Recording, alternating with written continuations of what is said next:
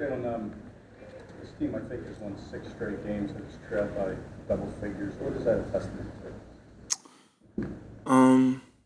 I just think, just believing, continue to play the game, not letting the scoreboard or whatever is going on in the game in that moment determine how we come out and play. And so, obviously, I've had a ton of different games on this run here, but I think it all comes down to execution and how you execute. And so, just want to do that at a high level. Jalen, being here now a few years, have you grown to appreciate what Dallas Week means to the fans in the city? I appreciate every week as is because it's an opportunity to go out there and play. I feel, in this league, especially when you have success, every team is gonna give you a great fight, and I think for us, we always respect every opponent, and we just focus on executing to the best of our abilities. Jalen, Nick can be pretty emotional on the sidelines, demonstrative, and you tend to, at least to us watching, you tend to keep an even keel. How much of that even keel is just you and who you are? And is there any part of that where you feel like you have to be that way as kind of like a compliment or counterbalance to Nick getting fired up as much as he does? I think everything is who I am, genuinely, and I've always been that way, regardless of whomever and their personality is around me. I just try and, be who I've known and what I've known to be in terms of leadership, and plays itself out. And what do you think the effect on the team is of the way you carry yourself like that? I think that's a question you have to ask my teammates. I think I'm sorry for me to sit here and talk about that and how I affect them. Obviously, I just try and set the right example and do my job to the best of my abilities. And you hope that you encourage people to come along and to follow you, and all of it's done to try and set the right example. And so everybody has a different way of doing that. Sort of a follow-up to those coming back from double-digit deficits. You never want to be in that position, I imagine, but over time, when you've been able to do that pretty consistently, do you think that's a silver lining for the offense as a whole to know you can do it, you're not going to panic? I don't think about the statistics, the numbers, or the trends of the things that we've done. Just more so knowing that sometimes you can say, hey, we've been here before. And I think that goes without saying in the good and in the bad. And so in the end, we just put our focus truly on executing, and going out there and trying to play our best. You've been facing Dan Quinn's defense for a couple of years now with the Cowboys. Do you usually get what you prepare for, or does he throw a lot of things in there that maybe you didn't see, unscouted looks? Yeah, I think that's something that goes without need to be said for the league as is. This is a league of disguises, as I've said before, a league of disguises, and he's always done a great job, obviously. But it'll be a great challenge. They have great defensive players, great offensive players. They got electrifying special team player in their returner, and so the number one thing we have to do is execute. It's very consistent in that from week to week, and just trying our best to do our best. I know a similar question was proposed to you before the Patriots game, but Jerry Jones said a few weeks ago, had you fall into them, he would have drafted you. Was that a possibility you thought could have happened at the time?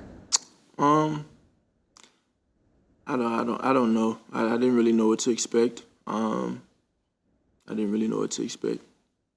During your time in the league, how have you learned about your process for physically recovering in time for the next game? Yeah, I think it kind of depends upon, what you're going through, what you have going on. And I think when you play, what the game plan looks like, all of these different things, so many different variables that go into it. But obviously there's a lot of work being done, whether it be in the weight room or manually or whatever it is to get your body back to where you want it to be for game time. Jalen, as far as the running game overall goes, I think it's been over 100 yards for a couple games now. I know the passing game has been very successful, but is there anything more to getting the running game kind of on track? I think just better execution. Obviously, I have a lot of confidence in everybody up front, and even the guys that have to fill in at times, and then every running back that touches the ball. And so, everybody just, has to take care of the opportunities and take advantage of them when they come. Jalen, Nick, on the other side of that, you're on track for career numbers in the passing game. What has it meant to get your passing game to this level, especially in those times where maybe you're limited because of injury in the running game? Can you rephrase the question? Can you ask it again? I know that you pride yourself on being a triple threat, and you've been dealing with something with your knee, but have been excelling as a passer. Like, just how what has that meant for you in this offense? Yeah, I just I think it's just pure execution, and just going out there and making it go. I don't measure numbers and all of that based off of our success or whatever it is. It's just about winning. And so obviously a lot of great things are going on. I can't acknowledge that, but it means nothing if you don't win. Nick spoke very highly about Micah Parsons. I know you went through this with the Rams and Aaron Donald, but as a quarterback, everybody's got good players, but there's players a little bit different. Do you have to be cognizant of knowing where 11 is at all times? Yeah, I think in this league, we've kind of seen a change in, not only the edge rusher but the defensive player on the D line. And there's so many different guys in the league that, rush the quarterback and are definitely disruptive. And so you just have to be ready to handle that. Tell me, how gratifying is it to be a part of this thing with A.J. Brown right now, where, he's setting NFL numbers, not just team numbers, and you guys are just on a great roll together? Yeah, I think AJ would be the first to say, he is he's grown so much as a person, as a player, over the time that I've obviously known him, and the things that he's doing right now it's never been done before. It's as simple as that. It's never been done before, and I think within it all, I don't know what he said to you guys, but it was something along the lines of, I'll enjoy that later. Right now, winning is the only thing that matters. And that's not just me saying that. That's every guy in that locker room saying that. And that's just the mentality that we have right now. And so, there's a ton of this, a ton of that, a ton of attention brought to these different things.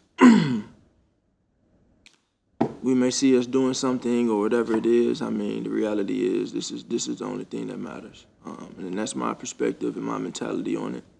And trying my best to lead in the areas that we need to be led and do my job to the best of my ability so we can do so. We have time for two more. Jalen, Nick mentioned how beneficial it is to have the memory bank of having played X amount of games now that you have.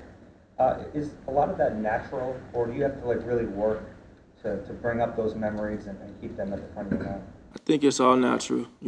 I've said, I remember sitting here in the same room as a rookie or as a first-year starter and saying, things weren't going great, but I said experience was the biggest teacher. That doesn't change. That is that's the truest thing. So when you experience things, reality is times have changed, but mentality has never changed.